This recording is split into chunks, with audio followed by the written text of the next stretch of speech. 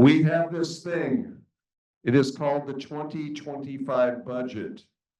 We have spent a lot of time, a lot of very smart people working on it, led by our committee chair, Jay Lieberman, Plano, Texas.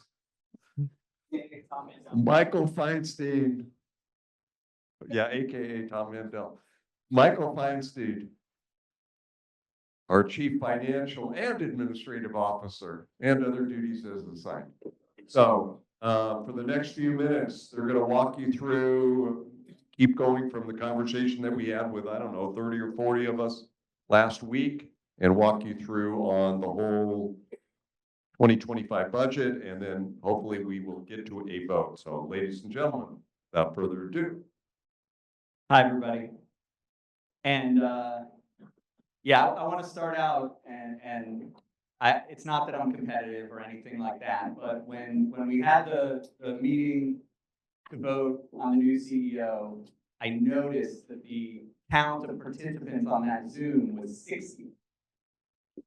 And so for our for the budget preview, I was wondering, is there any way people are as excited about the budget as they are for Barack? We hit 61 in the last minutes of the Zoom, so thank you all.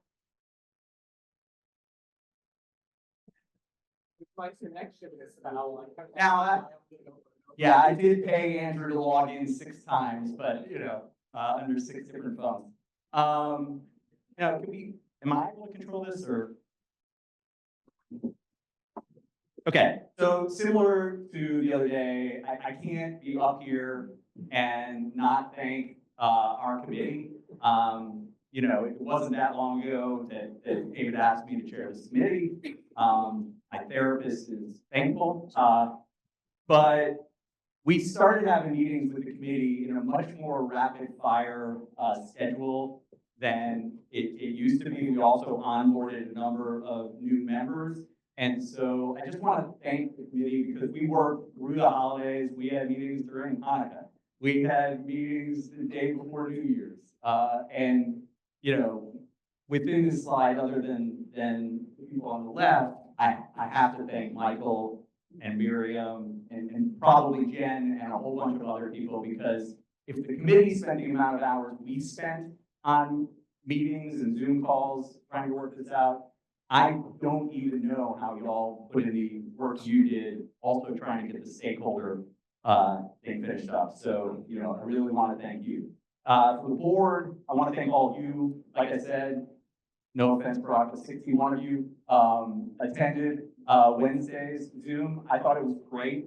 We wanted to get the information in front of you well in advance of this meeting so that any questions you had could be answered in advance, that we weren't putting you on the spot to vote on something. And so I want to thank all of you for not just showing up, but there were a number of questions on there. I hope we address them to your satisfaction, but you know, I really hope that we can keep this finances fun culture that we have now on the board, and that you guys will always be as engaged as you were on the Zoom.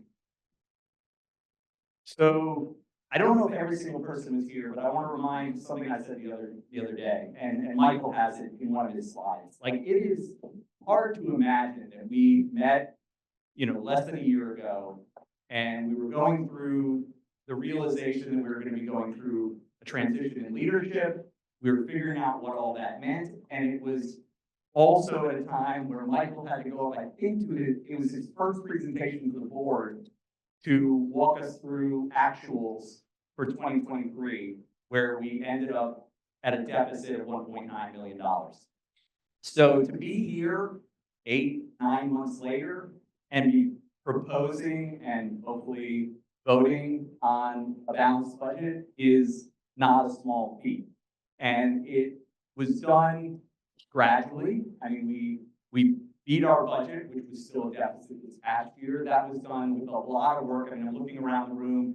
The professional team there were successes that I would never have imagined when it came to some of our fundraising, the generosity of a lot of our lay leaders in here, and you know, obviously the hard work that our execs do of, you know, providing guidance, being ambassadors to us, to their peers and colleagues. And so getting from where we were, which was a bit, I mean, that vote was among the most uncomfortable I've had. You know, approving a 1.2 million deficit budget on the heels of an almost $2 million deficit was a hard vote to make. And the fact that we're here, hopefully, with something that we can feel good about, I just want to thank everyone that played even a little part, either through your hard work or your generosity, or both. And one thing has come up a lot, because a lot of you have been very kind and have reached out to Michael and myself, thanking us for the work we've done. I keep reminding you that, you know, adopting a budget is one thing, executing on it is a little more important. But, you know, one thing I've said repeatedly to a lot of you is that one of the things our committee wants to do, as Michael and I, as a reflection of the committee, is we want to engage with the board with two main pillars. Transparency, which is funny, I heard Barack, I counted, I think it was 6 times you said transparency. And I can't say enough how important that is to us. Sometimes you may think that our emails are wordy. Guess which one of us that's because of. And our presentations maybe have more information than you're used to seeing in the finance reports, but we want everyone that sits here and is asked to vote on something, or, you know, playing a role on this board, to understand where we are financially. Because I know there were times during my early years on this board that I maybe didn't fully know where we were financially. And I'm somebody who lives and breathes finance. So we want to be transparent. We want you to understand where we are. We try to do it in a way that's easy to understand and engage with. And then the second thing, and it was repeated, Stephen said it more than I can hear it in my head, is that we've got to be responsible. You know, when we come to this board with a budget, it's got to be a responsible budget. I mean, we ultimately got to a balanced budget, but it was by taking in assumptions that were reasonable and responsible and that we thought we can execute on. And so we feel like we've gotten here today. And then lastly, I know this was in our email, but I don't think I said it the other day, is that we understand, and we understood during the process, even before Barack was named, that this was a budget that was going to be approved, but ultimately have to be lived in by a new CEO. And so we know, I mean, Barack used the words that this was a transition budget. And we understood that this wasn't going to be a budget that took us to the new heights and a new vision for the association, because we didn't at that time know who our leader would be. But we felt the biggest favor this board could do for that guy, or gal if it had been, would be to put forth a foundation and a structure and a framework that he didn't have to spend the first 12 months of his job digging out of a $1.9 million deficit. So I think we've done that. I think we've done it in a way that provides some flexibility. But those were our goals, and that's what brought us here today. So I'm going to turn it over to Michael. I want to remind everybody, we kind of joked through this, so a lot of this is going to be familiar. He only changed 80% of the numbers between that meeting and today, but hopefully we get you guys comfortable with everything. We have a raucous, unanimous, approving vote that is maybe a little less, what's the word? Engaged than the previous one.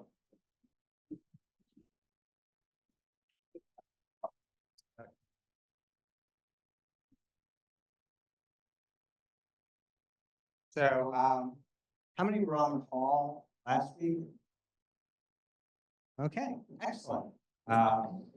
Maybe you've thought of questions since then. I've tried to address in the presentation today some of the questions that came up last time. Because so many have heard this, I'm going to just suggest that if you have questions as we're going through this, let's take them as they come up, rather than have to go back and remember what that question was. So, quick review of 2024. What you'll see here are the net surplus or deficit from our different departments, budget to forecast. What's different from the way we presented this a year ago was there was this department that was called field support. It's actually made up of a number of departments that we've gotten rid of. So every department that we report on is showing up. We've included inclusion with Maccabi and camping and Chevrolet talent because that's where they report. So you can see how we did, how we think we're going to have done in 2024. Three main points. One is the bottom two rows are highlighted because that's where we ended up ahead of budget. Take everything above those grayed out rows, it's about $7,000 below budget. Development did exceptionally well and ahead of budget for 2024, largely because of the board campaign and also some increased federation support. And in the management row is actually about $288,000 from managing cash better than we had managed it previously. So that's like, as far as I'm concerned, free money, right? We didn't have to cut anything. We invested our money and we were able to help offset losses in the budget. So that's by department. Here you can see the overall roll-up of the agency budget to forecast. I'm going to just highlight a couple of things. If you have questions about specific line items, feel free to let me know. One of the areas that you'll see a big difference in is between contributions, which looks like it's way below budget, and government grants, which are above budget. And that has to do with our partnership with MODA. They changed the way they manage the grant program, so they reimburse us for more than we thought they were going to reimburse us for, which meant we didn't have to raise as much money as we had committed to raise. So instead of raising $550,000, we raised $185,000, but they made up for that in the way they reimbursed us on the grant. The other area you'll see big differences and swings in is between grant revenue and program expense. We have two very large programs as a percentage of our budget, elevated, which is in the early childhood area, and that elevated spent money at a significantly lower rate during the year than we had anticipated. So we don't have the expense, we don't have revenue. The other is in Route 1, where we had budgeted for vouchers, and we didn't use them because there were no trips to Israel last year. So again, you're seeing revenue lower, but the offsetting expense is also lower. You can also see like one of our biggest line items is salary and benefits. We're spot on budget as far as managing our staff costs last year. Any questions? Anything you want to ask about further on this? Great. So coming out of 2024, we knew that there were going to be some major changes going into 2025 just because of prior decisions and commitments and recommendations that had already happened. In particular, you'll see here the endowment draw is showing about not a big change, but that change is the recommendation that we spend 6.5% on the endowment again. Our traditional spend rate is 4.5%. And so the 6.5%, which was recommended by the investment committee, is in the budget. So when we vote on the budget, that will be part of the motion. You can see that dues from JCCs are running, are projected to be a little bit higher next year, and that has to do with the July 1 rollout of this new dues model. It's not a significant number, it's $177,000, but we are assuming that we will net some additional dollars from actually having a dues model. In grants, we received two very large grants last year. One was to offset the cost of Jerome's exit, and the other was for covering salary increases on staff. That obviously is not going to continue in 2025. Salary and benefits are expected to decrease because of changes in retirements and other people leaving the organization. Their own salary was in the budget, is not obviously in the budget for 2025, as well as additions in salaries. We had a number of ongoing consultants that the association paid regularly. That number has decreased significantly. So we knew we were going to roll forward with savings there. And obviously, one of the biggest changes has to do with rent and the new lease that we just signed. And you can see that that's an $878,000 change in rent, offset a little bit by the $214,000 less that we'll get in tenant rent during the year. So in total, we're saving $664,000 in net rent going into 2025. In terms of conferences, we ran J Summit last year. J Summit had about a $50,000 loss, all in, including staff time. We're running Procon in 2025. That is a significant driver of this budget that we actually have to make up. And Procon is projected, based on the contract that was signed sometime back in 2023, to lose about $300,000, $347,000, about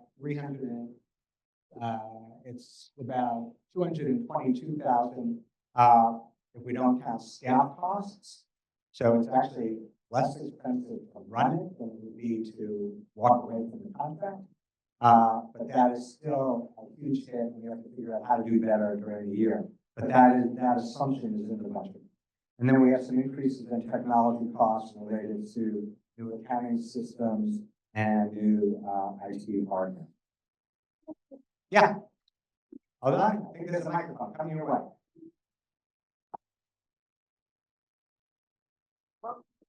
Can you tell me if Procon is the same as NIFGOSH? No, yes, I can tell you, and the answer is no. So NIFGOSH used to be called the Executive Leadership Seminar. It's the execs from JCCs, and sometimes they're number twos. The professional conference is all professionals from across the movement who come to a conference. Significantly larger, usually.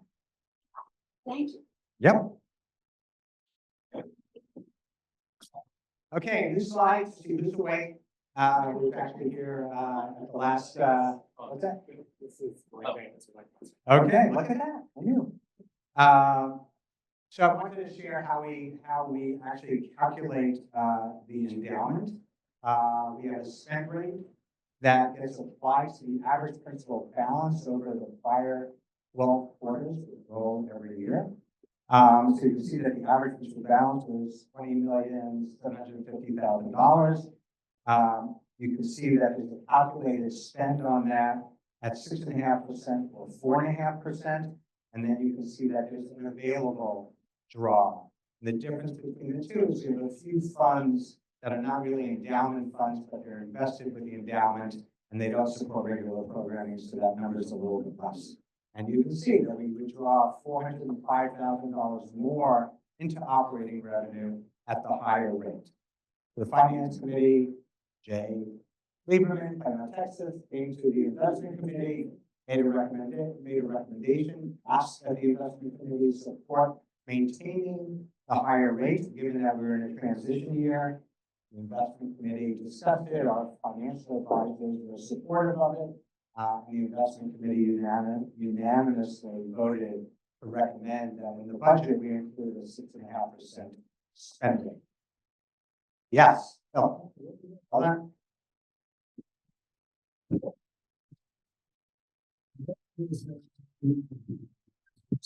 Oh. Let's just say it's well over 6.5%. I think it was 7.5 or more. We actually don't, so they had provided, I don't know, like, it's dead that.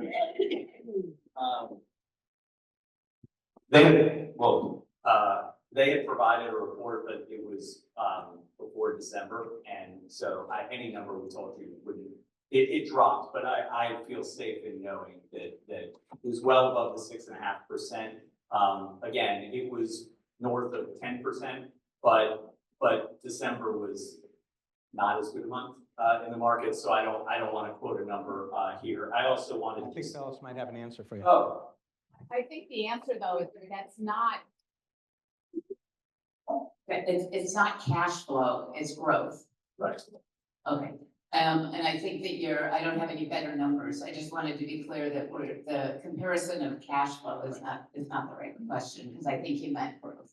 And I will say also that when we had the discussion with the committee, and Phyllis will correct me if I'm wrong, there was support for us to be doing this for another year, given the fact that we've had the returns that we have in recent years and all this, but I was very clear that our intention was not to, this 6.5% is not something we intend to be going back over and over again. But given where we were, they were receptive to another year. Our financial advisors were pretty clear that 6.5% is not a sustainable draw. So will be 2 years that we're doing this. It is not something that we can keep doing and expect the endowment to grow to support the operations and programs that supports. David? Hold on.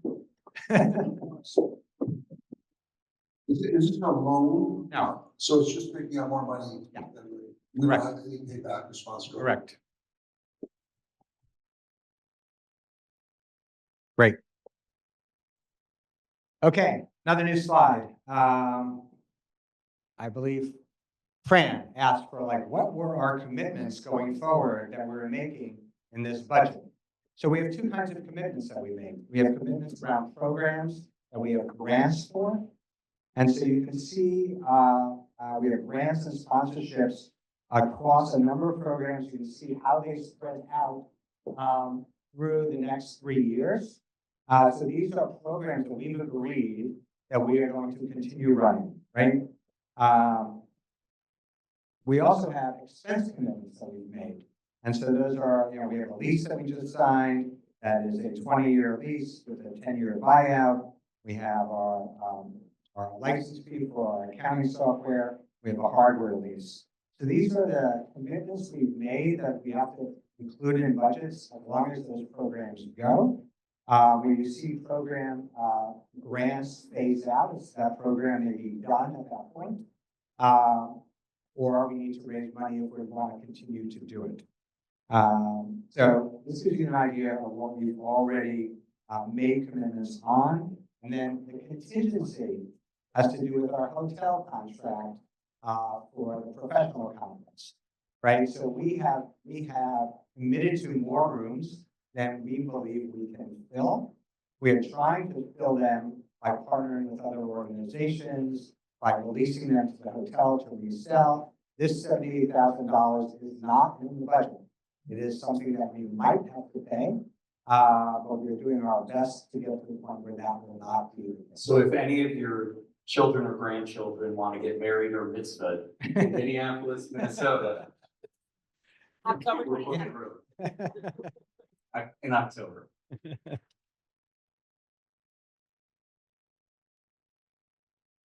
Okay, so we'll just talk for a minute about the key drivers in our budget by program area.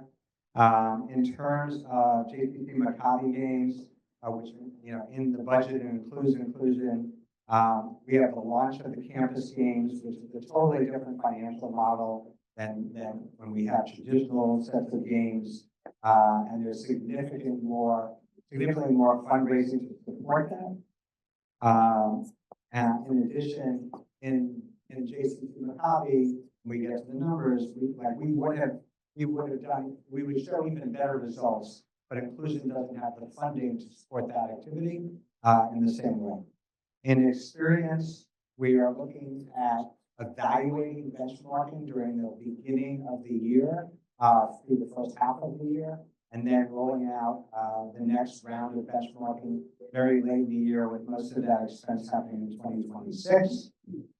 In talent, right, we have Mifgash, we have Kivanim, which starts at Mifgash. For new execs, we have the professional conference, we're supporting 2 regional conferences. So that is driving the budget for the professional conference. We have a new grant, increased grant from the Crown Foundation of $50,000 increase to support the shuttle program. We have no executive search function in the budget for 2025. So where we made $100,000 in 2024, we do not have that opportunity in 2025. And in terms of J response, we have some grant dollars that we can allocate, but that's about all we're imagining using in 2025. JWB received $1 million 3-year transformational grant from the LASCO Foundation. There's $335,000 in the 2025 budget for that. It even includes 15% for overhead. And in the Center for Israel Engagement, our partnership, our first 2-year agreement with the Ministry of Diaspora Affairs ends at the end of July. I know the Israel Engagement Committee is going to be meeting soon to talk about what that program should look like going into the future. We had assumed that we would continue to have that partnership because frankly, we have no fundraising requirement to continue this program, number one. And number two, it frankly puts an awful lot of money into the field and more than covers the expense of management. So, so that $121,000 net is really between August and December. So we expect that that is built into the budget. And then we expect that Israel trips will start again, not as many as we used to budget for, but there's 9 trips budgeted, which have a net of about $40,000. Those are all the key program drivers that are affecting our 2025 budget. Any questions? Yes. David? Where are the executive search pieces? We're not in the executive search for this in 2025. I wouldn't say that that's where we are forever out of the executive search. Okay, so key drivers for our sort of support areas and agency-wide. Our assumption for the board campaign and annual giving is $100,000 increase on a $1.2 million number.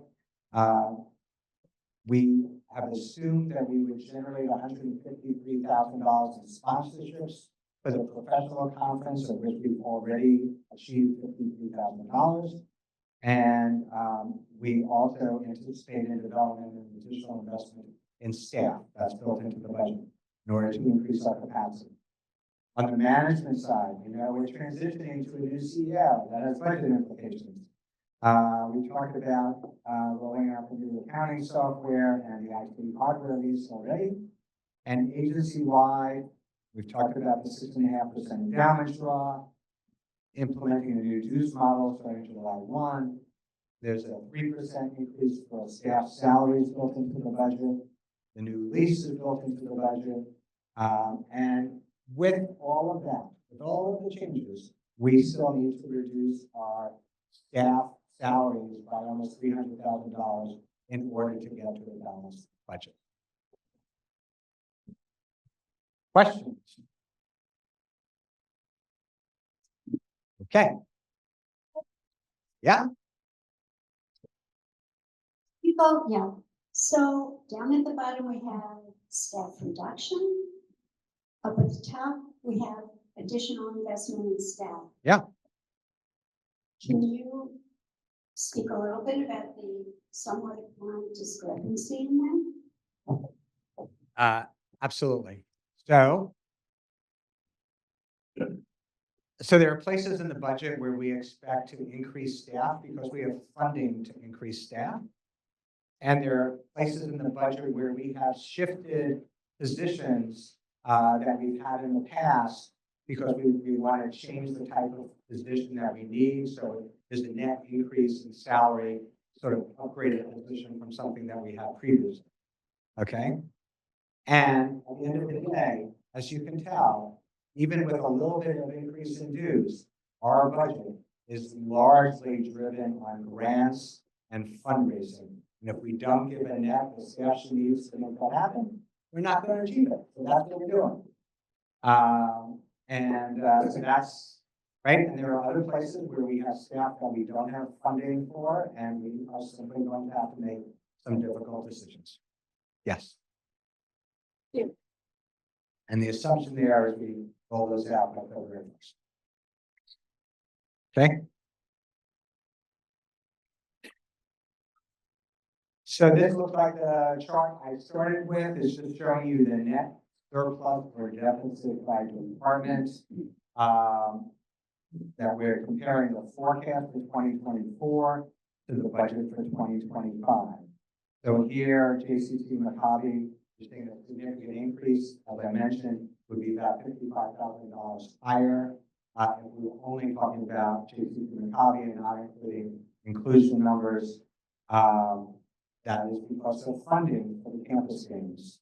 In experience, the lower deficit is because we are going to evaluate benchmarking first, make the changes we need to make, and really roll that out at the end of the year, and we'll see in 2026.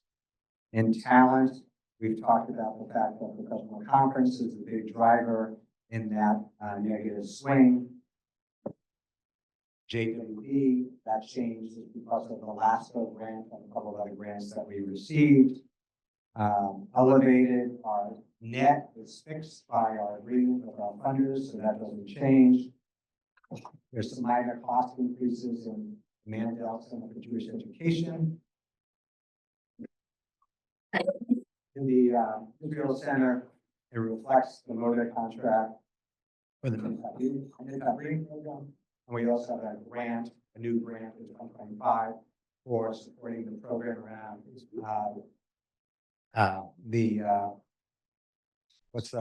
Avi Milan's program inside the Middle East. Here we go. In development, it's really a net of an increase with the fact that we have a one-time gift in 2024 that we know won't repeat. And in management, it's being driven by the lower rent costs, offset by higher costs in technology, changes related to the new CEO and other expenses.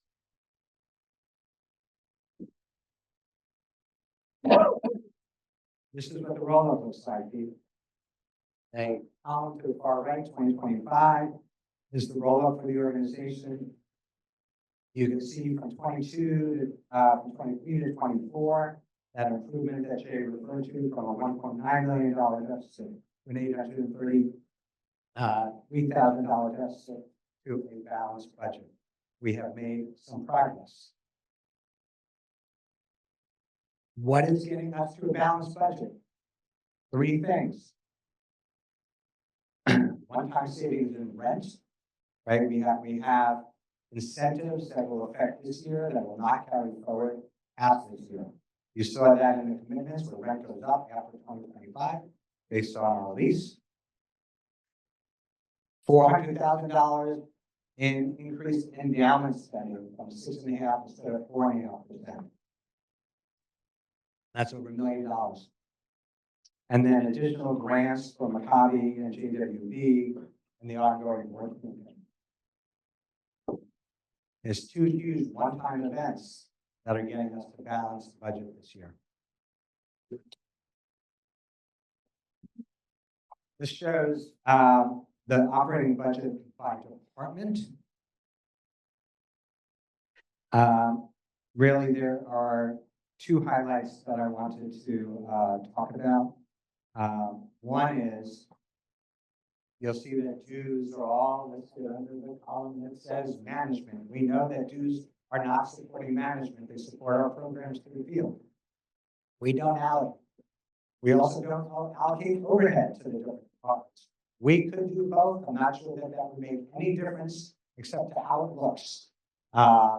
So understand that dues are sitting there, but so is all the overhead to support all the programs.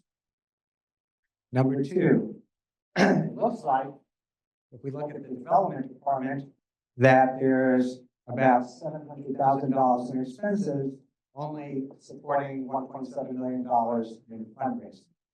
But if you look at the totals of our grants that show up in each program area, our development department is actually generating about $6.8 million in revenue for that $700,000 plus investment. That's a 10.4% efficiency rate. The benchmark is 20%. 10% is better. This is like golf, lower numbers are better numbers. So we can't overstate that this looks differently than what's actually happening. But this is the way on our 990 we would show. And so that's the way we're showing it in the budget. And Michael, one thing, because it's come up on a few people that asked me after the last meeting, you know, when you look at this, and it has exactly to do with what Michael's saying, the way that in those far columns, you see some things that we don't allocate across. And so then you look and you see that, oh, well, you know, talent, for instance, you know, we lose, quote unquote, lose $1 million in talent or experience or whatever. And I think Barack really, and I know Jen has in the past, really, you know, show how it's not that we're losing money there. That's showing where we're investing the money. Because the revenue, a lot of it is showing over on the other side in dues or development or whatever. But it's just like any of us in our personal life. We have X amount of money to spend. And as an association, we make our priorities. And I can't think of anything that is more impactful to the movement than investing in those areas that when you first look, and if you're not a finance guy, you look and you say, well, why are we, quote unquote, losing so much money in talent and experience? And the truth is, it's not that we're losing money, we're investing money in those areas. And based on the comments I heard earlier today, I don't think anything's going to change about that.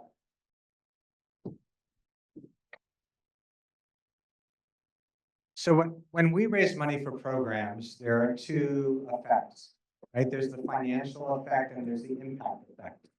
So when we raise money for programs, we're trying to have an impact in the field. The financial effect can often not be as positive. And so what we're looking at here is if we divided our budget between those programs that I'll just say with air quotes are fully funded, right? All the direct costs are covered. Something is covered towards overhead. You can see that that's $12.6 million of our $22 million budget. I'm sorry, it's look at it wrong up. $9.6 million of our $22 million budget. On an operating basis, we're a $13 million organization. We've added almost $10 million in programs through grant funding. Those grants are only kicking off about 7% towards overhead. In this year, they are just making up enough to balance the budget. That's not what happened the last 2 years.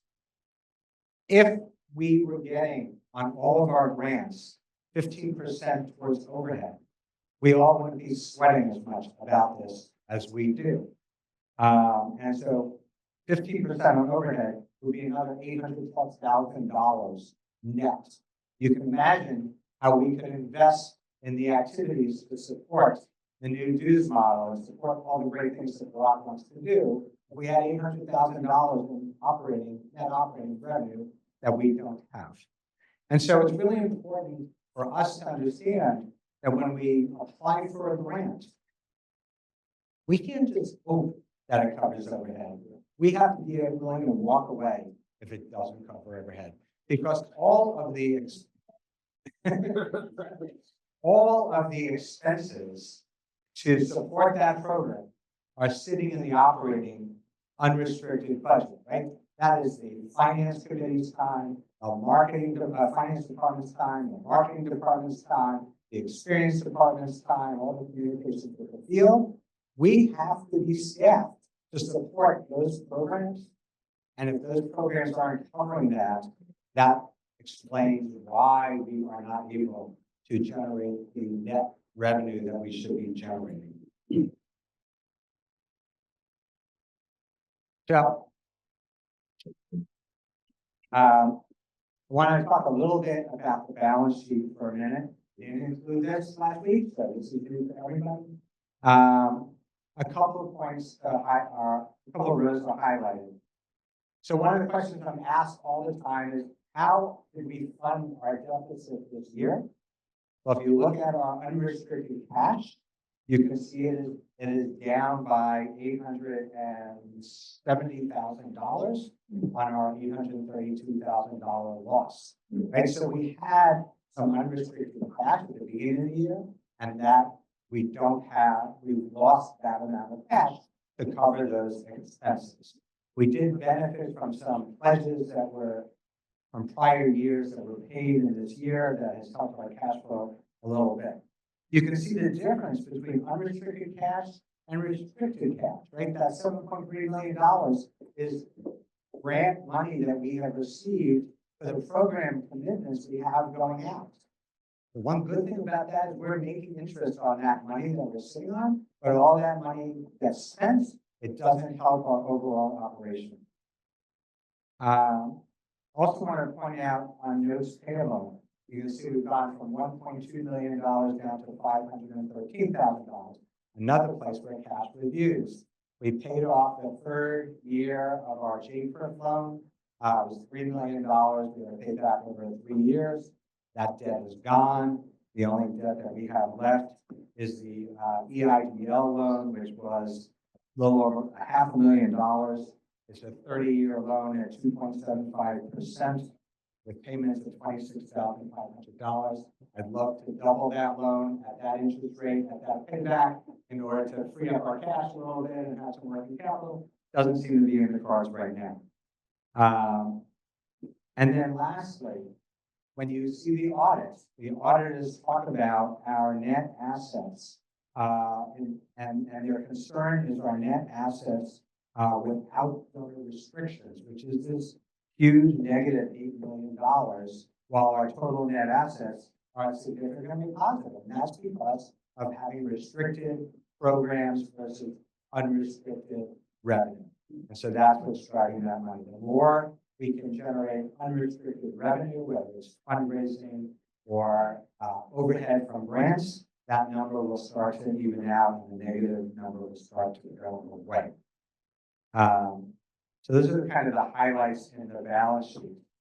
Lastly, there are two financial initiatives that we are in the midst of that I just wanted to provide the board with an update on. We are in the midst of terminating our defined benefit plan.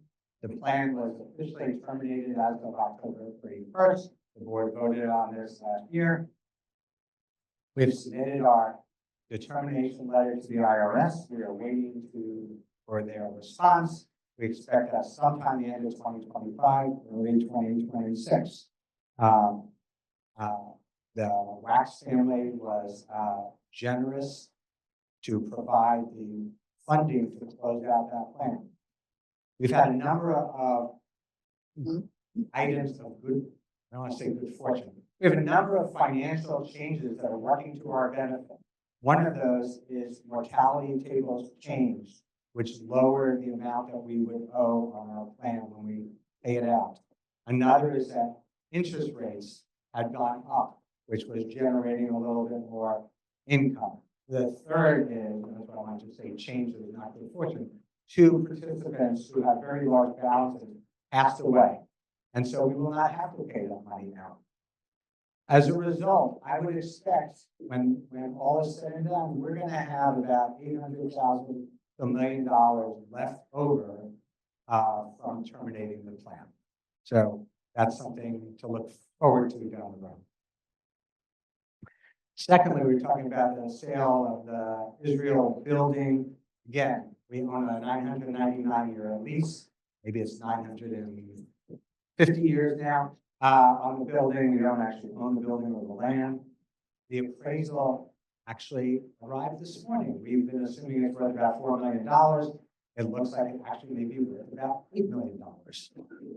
So we are still working our way through the Israeli land office bureaucracy, but when that gets resolved, we will know our rights to sell it. And if we are correct and we believe we have the right to sell it, that will be a one-time windfall coming down the road. So Yeah, Can you borrow? I don't think we can borrow, I don't think anybody's gonna give us a loan against the property in Israel that we Yeah. don't know yet whether we actually. Fran, can sell or Fran, not. yeah, the banks would not see, that clean enough to, well, I'm not saying some guy down the street might not, but, So we've seen a balanced budget for next year. I don't think we can go into this year without also thinking about 2026. Okay? We know that rent is gonna go up by $345,000. We know that the endowment spend is gonna go down by $450,000. That's a $750,000 swing. We do see that we have some positive financial potential down the road, but those are one-time deals. They're not sustained income, depending on how we decide to use the dollars that might come in. And so we need to change the dynamic if we're not going to be struggling to balance this budget every single year, because I know I'm starting off $750,000 behind the eight ball for 2026, depending on how much comes in and how many ACCs sign onto a new dues model, which should be fully rolled out in 2026. Maybe that's just another $500,000, but we still have a gap to close. This is an ongoing struggle until we change the structure of the grants that we get and the ability to cover overhead, and the ability to run conferences at break even or better. That's the other thing that we need to be able to do. So in short, this is a tread water budget, right? We are just treading water, but we are treading water. We're not, at least where our nose isn't under the water this year. And so with that, unless there are any more questions, I believe this is Jay's call. Yes, Philip. If you've identified places for savings, if the year doesn't really develop on the top line as you project. I would say that the way our budget is constructed right now, the only variable we really have is in staff. And the challenge with that is that as we get into the year, you can't, you only have a half a year to go. It's kind of hard to make that up. So I will say that in 2024, we managed our expense budget to come out as we budgeted. That's going to be our challenge for this year, just to make sure we can do that. And to be honest, I think we need to figure out how to do better on the professional conferences than is in the budget. That's our biggest opportunity. Yeah. So our risks for 2025 are the professional conference, dues, that we can maintain our dues level and actually see that go up.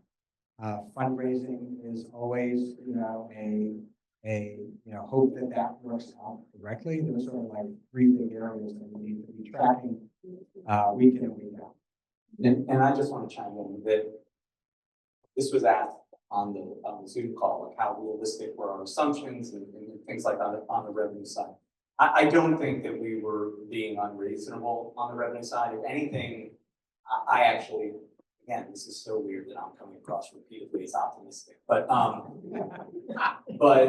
I think there's upside on the revenue side. I mean, I got to listen to Brock this morning. I got to hear from his colleagues how much enthusiasm they have, the relationships with them. I think that from a dues standpoint, is there risk? I guess, but if Barack can't get JCCs to stay at least where they were when we weren't even enforcing anything, and maybe kick in an extra 5% across the entire movement, I'll be shocked. I mean, I heard him this morning, and I'm ready to raise my donation by 5%. So I think he'll have that.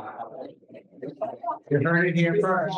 It's not going to solve anything, but You know, and I think if you look at we didn't do it this year because there just weren't as many huge, like, like outsized risks. But last year, if you remember, we put in like 5 buckets that were risks that, well, I don't know if we're gonna be able to achieve that. What happens if we don't achieve it? And it was Maccabi. Pam and her team handled it, and it put us in such a more solid position there, and in fact, are actually helping fund the overhead of the agency in a way that I can't thank them and everyone that played a part in that enough. You know, one was Jay Summit between Lisi and development team and everybody that we were worried we were gonna lose 300,000 there, and we came in at 50,000. So every single modem, we didn't really do anything, but Worked out to our advantage. it worked out to our advantage. So I guess what I'm saying is, like last year, we were putting out a budget that really did have a lot of like flashing red, like potential disasters. And I'm not naive. I think Andrew says this to me all the time, that a budget has a potential variance of 100% either way or something like that. Improvement, right or wrong, plus or minus. Yeah, plus or minus 100%. So, you know, I'm not gonna sit here and say that there's no risk in this budget, but I do think we're walking into this vote this year in, you know, a better place than we were last year, where we were approving a $1.2 million deficit and we had about 100% potential disaster in addition to that. So I don't know if that directly addresses it, but it is kind of why I feel, again, very weird for me to say I'm feeling more comfortable, but I guess I'm that guy now. So. My mother would say, puh, puh, puh.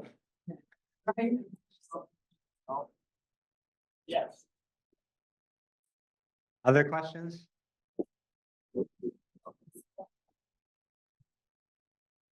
The extended spend rate on the investment pool, I think that my reputation in Chicago with the Federation Board is that I'm always the one that goes crazy when anyone tries to invade essentially the growth and the principle.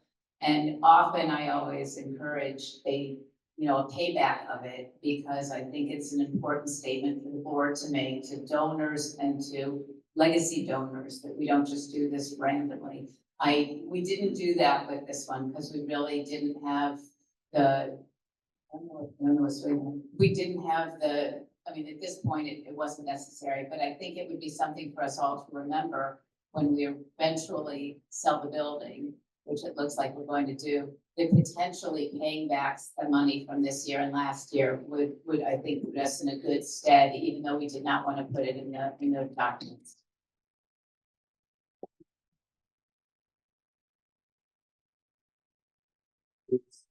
Is there anyone that potentially would like to make a motion that the board of directors approves the recommendations of the investment committee at a 6.5% spend rate on the endowment for 2025, and the board of directors approves the recommendations of the finance committee to adopt the 2025 budget as presented? Okay, Ed Schreiber moves. Do I have a second? Rhea. All those in favor? All those on JCC YouTube or whatever it's called these days? Okay, with that, the budget is passed.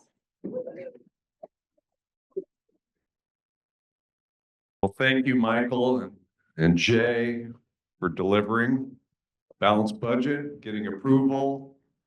Appreciate all of you. It was really a pleasant experience, I thought. So thank you for all of that. And from my 2 cents, Michael shared something with me. Obviously, he did it last week, but then in this meeting was relaying this issue related to this gift that Sharon and I made, I guess, a couple of years ago, for $2.4 million, which was the number we were given that it would take to retire the pension. As you see, it's possibly a better scenario there than what it is. And now I think we're 1.6 of a $2.4 million gift with another payment coming. So Michael's saying, hey, we have this pot, we're just holding the money in and all that. So the good news is that obviously we think there's something out there. I am, on behalf of my wife and I, we are committed to that total gift And if it only takes whatever amount to get there, 1.2 or 1.5 or whatever, that balance hopefully will just go down restricted. That's our commitment. So this isn't like me, but I know people and you have friends who are connected and all this. And who would say this? But anybody got any connections to the IRS to move things up and get it accelerated? They're cutting staff? Well, hopefully they won't cut our staff. They'll work through it all. So anyway, we have delivered. And what have we learned today? Well, we learned that we're at a new location. Here's Kraft Center. We learned they have pretty good food here, I thought. It was a good day, food service wise. We learned that Barack is going to be our future CEO and president, and he delivered on the promise and remarks and got everybody excited. At least I got excited. I hope you feel excitement. We discussed, Sandy led us on the conversation for the stakeholder piece, and we ultimately got there, yes. Appreciate that. Appreciate all of you. And now we have this balanced budget that we've shared with all of you. So I think all in all, it's been a great day. We've worked together and appreciate all your input and engagement to the process. A lot of work, hard work. And I really appreciate the work of all the committees that have been involved with this stuff that we did today.